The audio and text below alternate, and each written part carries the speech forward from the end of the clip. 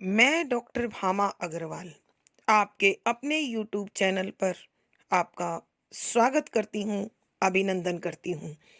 ये प्यारे बच्चों, आज हम नई कविता के जाने माने सुप्रसिद्ध कवि श्री लीलाधर जगूड़ी जी द्वारा रचित कविता बहुत से पत्थर पड़े हैं का अध्ययन करते हैं। यह एक अत्यंत छोटी और प्रतीकात्मक कविता है। मुझे लगता है कि पत्थर के माध्यम से कवि ने मानव समाज की मानसिकता को उजागर करने की कोशिश की है। यहाँ उन्होंने पत्थर को मानव स्वभाव का प्रतीक बनाकर उसका और उसकी जीवन से जुड़ी अनेक दशाओं का बड़ा भावपूर्ण एवं सटीक चित्रण किया है। कवि कहते हैं, कुछ पत्थर तो ऐसे हैं जो समुद्र की गर्जना को सुनते हैं।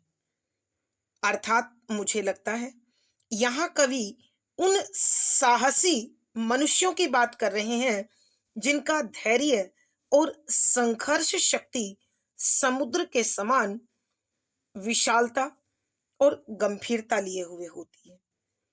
कुछ ऐसे हैं जिन्होंने बरसात की आवाज को सुना है, अर्थात जीवन के साधारण सुख और दुख की उन्होंने अनुभूति ली है।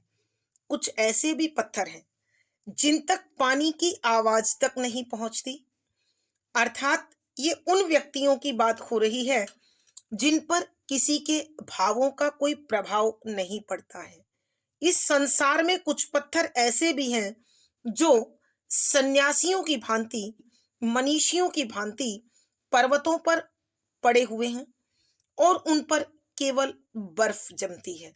इन पत्थरों ने केवल बर्फ की गुम होती आवाजों को सुना है, अर्थात जैसे जैसे बर्फ पिघलती है वह पानी बनकर बह जाती है और उनका स्वरूप बदल जाता है।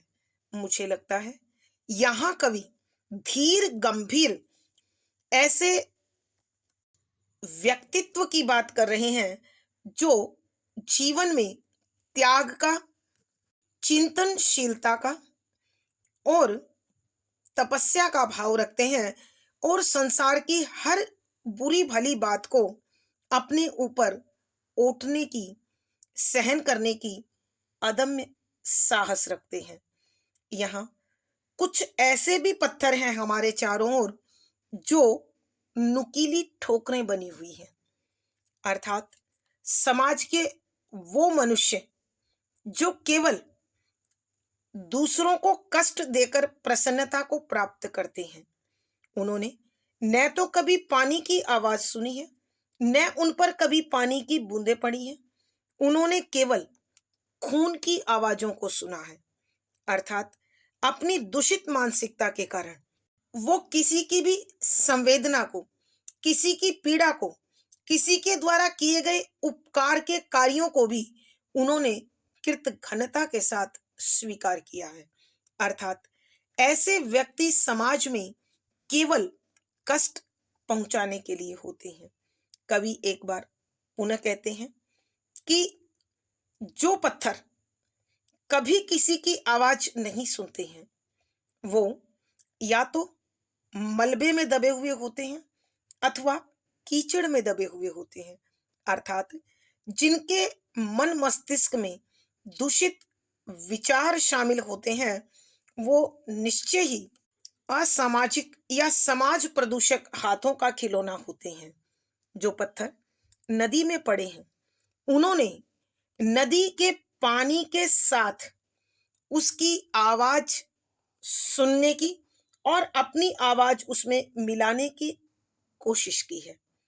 ऐसे पत्थर जो नदी की धारा के साथ बहते हैं वो रेत बन जाते हैं और एक दिन वो रेत किनारे पर पहुंचकर उन बगुलों के समान उड़ जाती है जो कुछ पल उस नदी में रहते हैं और जब मौसम अथवा स्थिति अथवा वातावरण उनके अनुकूल नहीं होता तो वो प्रवास कर लेते हैं। तो जो पत्थर बहती धारा के साथ अपनी आवाज मिलाने की कोशिश करते हैं, वो रेत बनते हैं और एक दिन अपनी पहचान, अपना अस्तित्व खो देते हैं। अर्थात कवि के कहने का भाव यह है कि समाज में जो विशेष कार्य नहीं करता है, वह चंद दिनों तक, जब तक इस संसार का मेहमान है, तब तक अपने परिचय को, अपनी उपस्थिति को दर्ज कराता है और फिर कहीं समय की धारा में खोकर रह जाता है। यहाँ कवि उन पत्थरों की बात भी करते हैं कि जो नदी के रास्ते में हैं, मगर उससे कुछ छिटक कर पड़े हुए हैं। वो न नदी के पानी को छू पाते हैं, न वर्षा की झड़ी उन पर पड़ती है और न ही अन्य पानी से उनका कोई संपर्क होता है। अर्थात यहाँ कवि समाज के उस वर्ग की ओर बात कर रहे हैं जो मुख्य धारा से हटकर हैं। उनको समाज के विशेष प्राप्त होने वाले लाभ और भावों से कोई सरोकार नहीं होता। उनका अपना ही एक संसार होता है और वो अपने उसी संसार में खोए हुए दूसरों के संसार से परे हटकर अपना जीवन जी जाते हैं। तो आइए प्यारे बच्चों, हम इस प्रतीकात्मक कविता के पदों का अध्ययन कर कवि के विचारों को समझने की कोशिश करें। पद संख्या 1। बहुत से पत्थर पड़े हैं पृथ्वी पर, कुछ तो समुद्री दहाड़ तक सुने हुए हैं, कुछ ने सुनी है सिर्फ बारिश की आवाजें। बहुत से ऐसी जगह पड़े हैं जहां पानी की आवाज ही नहीं जाती, तपस्वियों की तरह हमसे बहुत दूर। प्रसंग। प्रस्तुत पद हमारी हिंदी की पाठ्य पुस्तक समकालीन हिंदी कविता में संकलित नई कविता के सुप्रसिद्ध जाने माने कवि श्री लीलाधर जगूड़ी जी द्वारा रचित कविता बहुत से पत्थर पड़े हैं से लिया गया है। संदर्भ। यह एक प्रतीकात्मक कविता है। कवि पत्थरों की दशा का यथार्थ चित्रण करते हुए मानव की मानसिकता का तुलनात्मक अध्ययन कर रहे हैं। समाज में व्यक्ति अपनी मानसिकता के अनुसार ही उपस्थिति दर्ज कराते हैं, अपना व्यवहार करते हैं और समाज में भी उनके प्रति फिर उसी प्रकार का दृष्टिकोण निर्मित हो जाता है। तो कवि पत्थरों के माध्यम से मानव मानसिकता की स्थितियों का वर्णन करते हुए लिखते हैं कि व्याख्या शब्दों के अर्थ आवश्यकता के अनुसार। यहाँ कविवर पत्थरों की दशा के माध्यम से मानव मन की स्थितियों का उद्घाटन करते हुए अपने विषय को स्पष्ट करते हैं। यहाँ कवि बता रहे हैं कि इस पृथ्वी पर अनेकों प्रकार के पत्थर पड़े हुए हैं, अर्थात स्थान स्थान पर रहने वाले पत्थर की स्थिति अलग अलग होती है। कुछ तो समुद्री दहाड़ तक सुने हुए हैं। यहाँ कवि बताते हैं कि जो पत्थर समुद्र के किनारे पड़े हुए हैं, उनको बार बार समुद्र में उठने वाली लहरों की गर्जना को सुनने का अवसर मिलता है। अर्थात समुद्र के किनारे पड़े हुए पत्थर इन लहरों का संगीत सुनते हैं, आनंद लेते हैं। कुछ ने सुनी है सिर्फ बारिश की आवाजें। कुछ पत्थर ऐसे हैं जो बारिश की बूंदों को, उसकी रिमझिम झड़ी को अथवा मूसलाधार बारिश की आवाज को सुनने का आनंद लेते हैं। उन्हें इतना ही सुअवसर प्राप्त होता है। बहुत से ऐसी जगह पड़े हैं जहां पानी की आवाज ही नहीं जाती, अर्थात कुछ पत्थर रेगिस्तान में हैं जहां सिर्फ रेत से उनका संपर्क होता है, उन तक पानी का न स्पर्श मिलता है उन्हें और न ही उन तक पानी की आवाज पहुंच पाती है। तपस्वियों की तरह हमसे बहुत दूर। कि कुछ पत्थर ऐसे हैं जो सामान्य पत्थरों से दूर एकांत में चिंतन करते से प्रतीत होते हैं, उन तक न समुद्र की आवाज पहुंचती है, न नदी की पहुंचती है, न बारिश की पहुंचती है, और न ही रेत का प्रभाव पहुंचता है। अर्थात कवि प्रतीकात्मक रूप में बताने की कोशिश करते हैं कि जिस प्रकार पत्थर मजबूत, दृढ़ और अपनी कठोरता के लिए पहचाना जाता है, इस संसार में मनुष्य भी अपनी मनस्थिति के अनुसार एक अलग सुदृढ़ पहचान रखता है।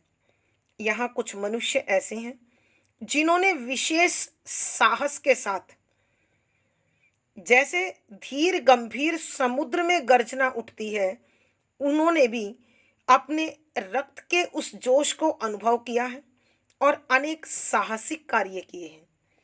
कुछ ने सुनी है सिर्फ बारिश की आवाजें, अर्थात कुछ ऐसे हैं जिन्होंने संसार में रहकर केवल मध्यम स्तरीय सुख और दुख को भोगा है।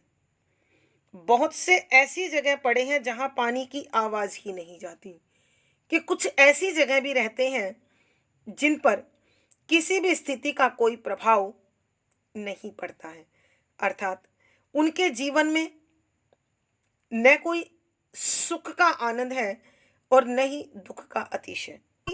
तपस्वियों की तरह हमसे बहुत दूर कि कुछ मनुष्य ऐसे हैं जो तपस्वियों की भांति चिंतनशील है, तप में लीन है, अर्थात संसार के सुख और दुख उन्हें प्रभावित नहीं करते हैं। केवल और केवल अपनी चिंतनशीलता में, अपने तप में लगे हुए वो समाधिस्थ हैं अथवा ध्यान मग्न हैं। आइए प्यारे बच्चों, हम एक बार फिर इस पद की व्याख्या करते हैं। यहाँ कविवर पत्थरों के यथार्थ स्वरूप का चित्रण करते हुए उन्हें प्रतीक के रूप में ले रहे हैं और मानव की मानसिकता का उद्घाटन करते हुए उनमें भाव साम्य प्रकट करते हुए कहते हैं कि बहुत से पत्थर पड़े हैं पृथ्वी पर, कि इस पृथ्वी पर अनेक पत्थर अपनी कठोरता और दृढ़ता के कारण पहचाने जाते हैं। कुछ तो समुद्री दहाड़ तक सुने हुए हैं कि कुछ पत्थर ऐसे हैं जो समुद्र के किनारे हैं और उनके लहरों की टकराने की भयंकर गर्जना को सुनते हैं। कुछ ने सुनी है सिर्फ बारिश की आवाजें, कि कुछ पत्थर ऐसे हैं जो केवल बारिश की आवाजों को, रिमझिम पड़ती बूंदों को और मूसलाधार बरसती बारिश की झड़ी को सहन करते हैं, महसूस करते हैं, अनुभव करते हैं।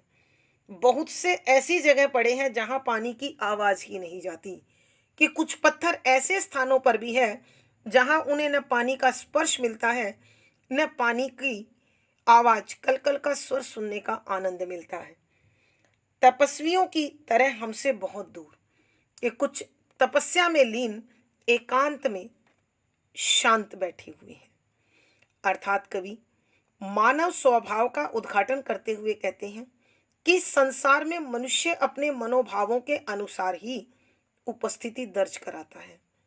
कोई साहसिक कार्यों के साथ अपने आदर्श स्वरूप में समाज में प्रतिष्ठित हो जाता है, कभी वो शहादत को और कभी वह अमरता को प्राप्त करता है।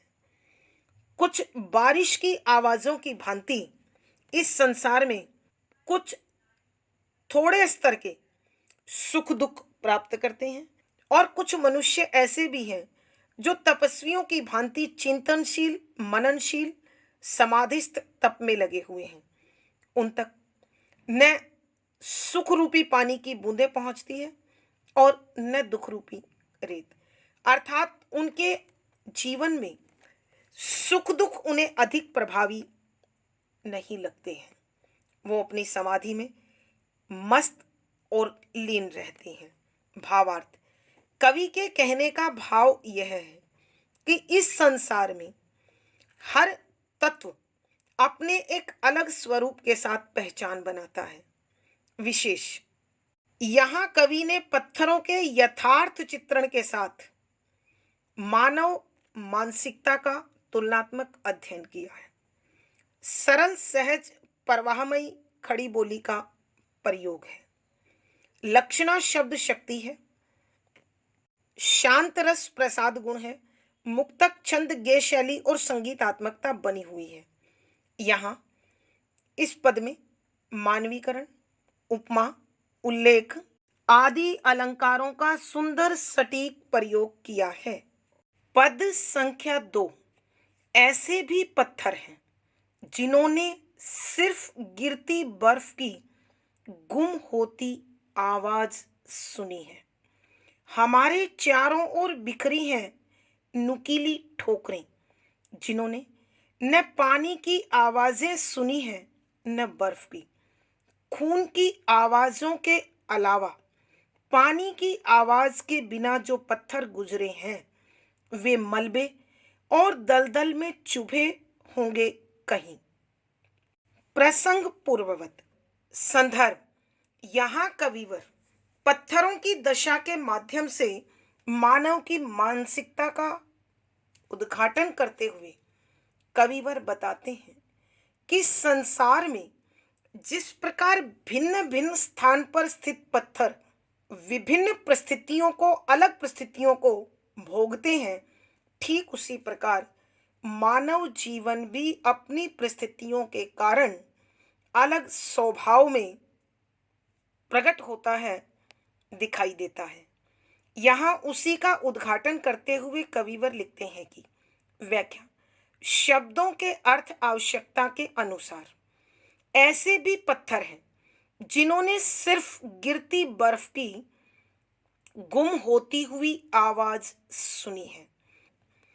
पत्थरों की विभिन्न दशाओं के माध्यम से मानव मस्तिष्क का, उसके दृष्टिकोण का वर्णन करते हुए कविवर लिखते हैं कि ऐसे भी पत्थर हैं कि कुछ पत्थर ऐसे हैं जो बहुत ऊंचाई पर चट्टानों पर स्थित है, जो आकाश से गिरने वाली बर्फ को अपनी चोटियों पर गिरता हुआ महसूस करता है और उसकी आवाज को सुनता है, लेकिन उन पर जमी हुई वो बर्फ धीरे धीरे पिघलकर पानी बन जाती है और उनकी वह आवाज कहीं खो जाती है, समाप्त हो जाती है। हमारे चारों ओर बिखरी हैं नुकीली ठोकरें।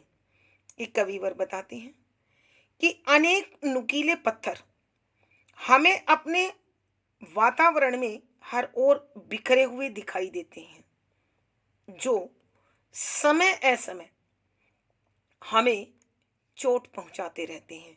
इन पत्थरों ने, जिन्होंने न पानी की आवाजें सुनी हैं न बर्फ की, कि ये वो नुकीले पत्थर हैं जिनको न पानी की आवाज सुनने का सुअवसर मिलता है और न कभी बर्फ का स्पर्श करने का। खून की आवाजों के अलावा कि इन्होंने अपने जीवन में यदि कोई आवाज सुनी है तो वो ठोकरों के कारण निकलने वाले खून की आवाज है। पानी की आवाज के बिना जो पत्थर गुजरे हैं, कि जिन पत्थरों ने अपने जीवन में कभी भी पानी की आवाज को नहीं सुना है, पानी का स्पर्श नहीं पाया है, वे मलबे और दलदल में चुभे होंगे कहीं। कि ऐसे पत्थर जो पानी के स्पर्श और उसकी ध्वनि के बिना जीवन भर पड़े रहते हैं, कवि के अनुसार वो या तो कहीं मलबे में दबे हुए हैं, मलबा अर्थात मकान का टूटा हुआ चूना पत्थर सीमेंट आदि, दलदल कीचड़, कि ऐसे पत्थर या तो किसी टूटे हुए मकान के सामान के नीचे दबे हुए हैं अथवा कीचड़ में कहीं गहरे दबे हुए हैं। अर्थात कवि कहना चाहते हैं ये स्वयं ऐसी अवस्था में है जिनके लिए न सूर्य का प्रकाश है, न बारिश की बूंदें हैं, न पानी का स्पर्श है और न ही शुद्ध हवा का झोंका इन्हें सहला सकता है। प्रतीकात्मक अर्थ में मानव के मस्तिष्क के संदर्भ में, मानव की मानसिकता के संदर्भ में, उनके चरित्र के संदर्भ में मुझे लगता है कि ऐसे भी पत्थर हैं जिन्होंने सिर्फ गिरती बर्फ की गुम होती आवाजें सुनी हैं कि इन पत्थरों के माध्यम से कवि उन तपस्वियों की ओर, उन मनीषियों की ओर, उन साधु सन्यासियों की ओर संकेत कर रहे हैं जो हिमालय की चोटियों पर तपस्या में लीन हैं, जिनके लिए संसार की विघ्न बाधाएं, सांसारिक मोह वहां तक पहुंचते पहुंच बर्फ के कणों की भांति जम जाता है, अर्थात उसका प्रभाव वहां तक इन उच्चतम विचारधारा वाले लोगों तक पहुंचते पहुंचते समाप्त हो जाता है और इनकी पुकार इन उच्च मस्तिष्क वाले लोगों तक नहीं पहुंचती, वो इनके प्रभाव से सदैव मुक्त रहते हैं। हमारे चारों ओर बिखरी हैं नुकीली ठोकरें, जिन्होंने न पानी की आवाजें सुनी हैं न बर्फ की। यहाँ कविवर बताना चाहते हैं कि हमारे समाज में, हमारे वातावरण में जो लोग हमें दिखाई देते हैं, हमें मिलते हैं, उनका स्वभाव ऐसा होता है, वो नहीं हमारे सद्भावों को, मनोभावों को समझ पाते हैं और न ही उन पर हमारे प्रेम का प्रभाव होता है, हमारे मधुर व्यवहार का प्रभाव होता है। उनकी मानसिकता अत्यंत दूषित हो चुकी होती है और उनका स्वभाव दूसरों को कष्ट देना बन जाता है और इन्होंने सिर्फ खून की आवाजों को सुना है, महसूस किया है। अर्थात कवि कहते हैं कि ये वो व्यक्तित्व हैं जो समाज प्रदूषक के हाथों का खिलौना है, जो समाज में आतंक, भय, उपद्रव मचाते हैं। पानी की आवाज के बिना जो पत्थर गुजरे हैं, कि जिन्होंने इस समाज की श्रेष्ठता को, प्रेम को, सद्भावना को, सहयोग को अनुभव नहीं किया है, वे मलबे और दलदल में चुभे हुए होंगे कभी। मलबा और दलदल प्रतीक होता है बुराइयों का, असामाजिक भावों का, दूषित विचारों का, कि ऐसे व्यक्तित्व इस समाज में रहकर भी सामाजिक सद्भावना को, सामाजिक आनंद को प्राप्त नहीं कर पाते, मेल जोल उनके व्यवहार में नहीं आता है। वो लोग समाज में बुराई फैलाने वाले लोगों के प्रभाव में रहते हैं और उन्हीं के आदेशों का पालन करते हुए जीवन में केवल और केवल दुख दर्द फैलाते हैं। भावार्थ, कवि के कहने का भाव यह है कि इस समाज में रहने वाला व्यक्ति अपनी विभिन्न स्थिति और विभिन्न स्वभाव के कारण अलग पहचान के साथ पहचाना जाता है।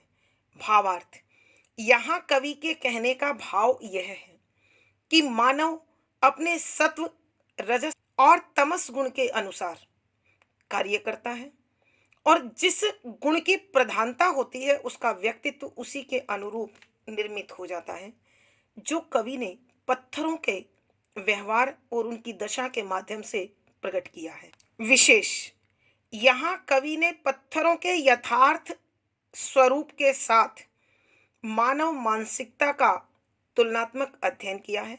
सरल, सहज, प्रवाहमयी खड़ी बोली का प्रयोग है। लक्षणा शब्द शक्ति है। शांत रस प्रसाद गुण है। मुक्तक, छंद, गेय शैली और संगीतात्मकता बनी हुई है। यहाँ अनुप्रास, मानवीकरण, पुनरुक्ति, प्रकाश आदि अलंकारों का सुंदर सटीक प्रयोग किया है। पद संख्या 3। जिन पत्थरों पर से गुजरी होगी नदी, उन्होंने अगर पानी से मिलाई होगी अपनी आवाज, तो रेत हो चुके होंगे और कछारों में बगुलों संग बगुले बनकर उड़ रहे होंगे। अगर वे नदी मार्गों से अलग छिटक पड़े हैं, वर्षा की झड़ियों से भी अछूत कहीं, तो पानी के स्पर्श और उसकी आवाजों के लिए तड़फ रहे होंगे अपने स्थिर आकार में। प्रसंग पूर्ववत संदर्भ, यहाँ कविवर पत्थरों की दशा के माध्यम से मानव की मानसिकता का उद्घाटन कर रहे हैं और कविवर उसी स्थिति के विषय में अपने भाव प्रकट करते हुए लिखते हैं कि व्याख्या, शब्दों के अर्थ आवश्यकता के अनुसार जिन पत्थरों पर से गुजरी होगी नदी। यहाँ कविवर पत्थरों की दशा और मानव मानसिकता का तुलनात्मक चित्रण करते हुए लिखते हैं कि जिन पत्थरों पर से गुजरी होगी नदी, कि जो पत्थर नदी के रास्ते में आए होंगे, जिनके ऊपर से नदी गई होगी, वो अवश्य पानी के प्रवाह के साथ, पानी के बहाव के साथ जरूर बहे होंगे। उन्होंने अगर पानी से मिलाई होगी अपनी आवाज, कि वो पानी की लहरों के साथ लुढ़कते रहे होंगे, अपने लुढ़कने की आवाज पानी के कलकल के स्वर के साथ मिलाने की कोशिश की होगी, तो रेत हो चुके होंगे। अर्थात वो टूट टूट कर रेत में बदल गए होंगे। पत्थरों का अस्तित्व पत्थर न रहकर रेत बन गया होगा और कछारों में बगुलों संग बगुले बनकर उड़ रहे होंगे और पानी की गति के साथ बहकर वो नदी के किनारे पहुंच गए होंगे और किनारों पर वो मिट्टी पानी की धारा ने छोड़ दी होगी। बगुलों संग बगुले बन उड़ रहे होंगे कि वहां रहने वाले बगुलों के पांवों से लग लग कर वो भी बगुलों के शरीर का अंग बनकर यहां वहां उड़ रहे होंगे। अर्थात कवि के कहने का भाव यह है कि जो पत्थर नदी के साथ बहते हैं, वो अपनी असली पहचान छोड़कर रेत बन जाते हैं और वो रेत नदी के किनारे रहने वाले बगुलों के पांव और शरीर पर लगकर हवा में यहां वहां उड़कर अपनी पहचान खो देती है। वे नदी मार्गों से अलग छिटके पड़े हैं कि अब वो नदी के रास्तों का हिस्सा नहीं है, वो नदी के रास्ते से कहीं दूर जाकर पड़ गई हैं। अर्थात आज उनकी कोई पहचान नहीं है।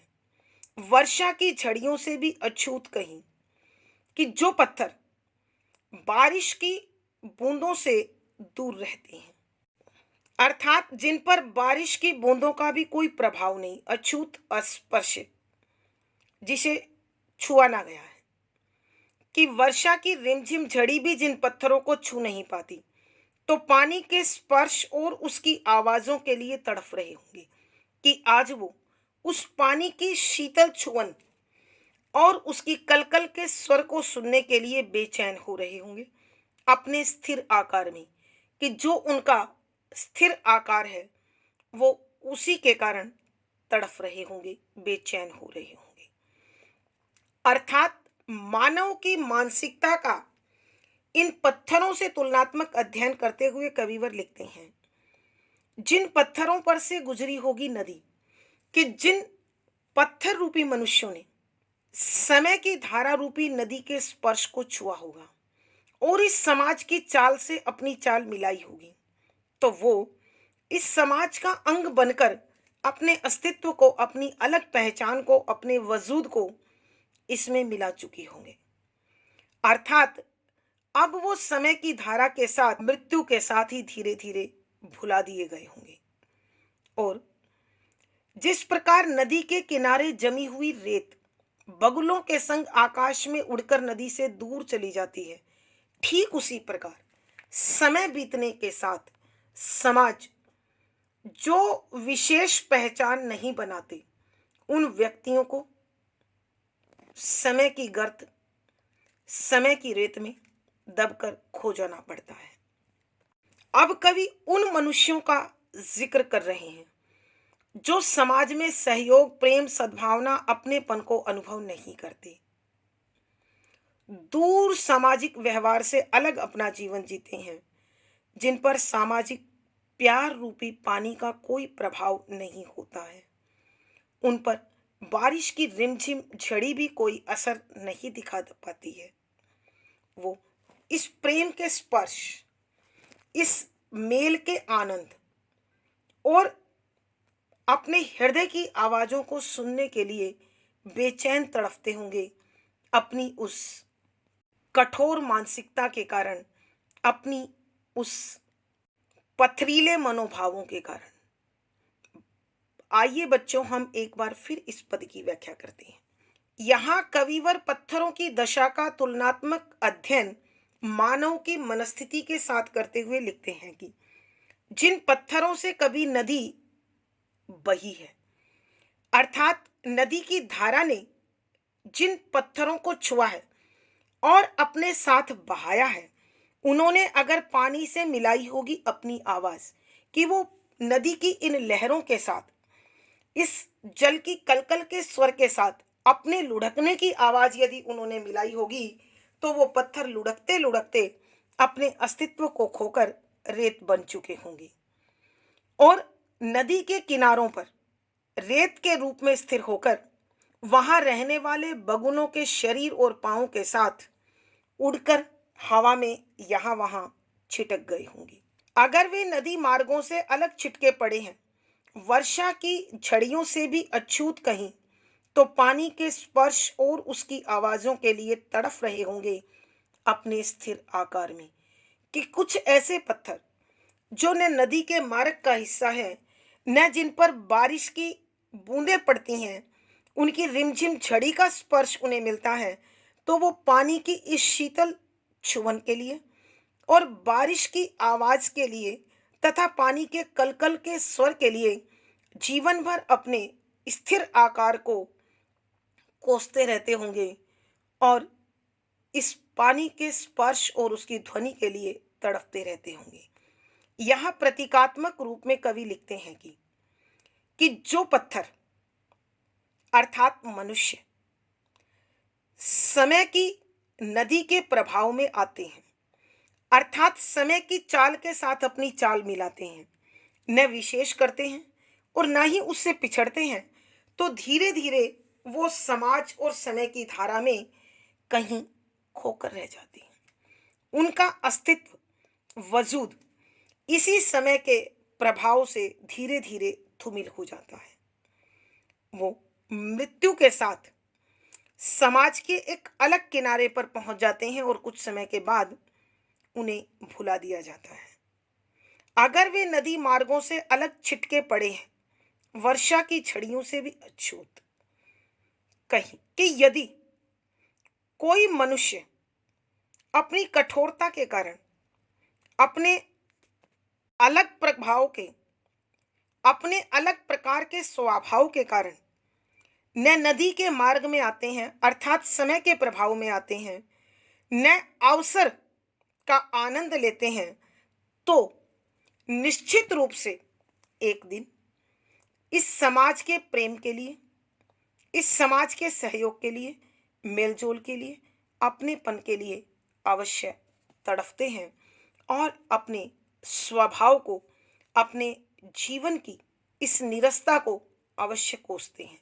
भावार्थ, कवि के कहने का भाव यह है कि मानव मन अपनी स्थिति के कारण, परिस्थिति के कारण, स्वभाव के कारण इस समाज में सकारात्मक और नकारात्मक दोनों प्रकार के भावों को प्राप्त करता है।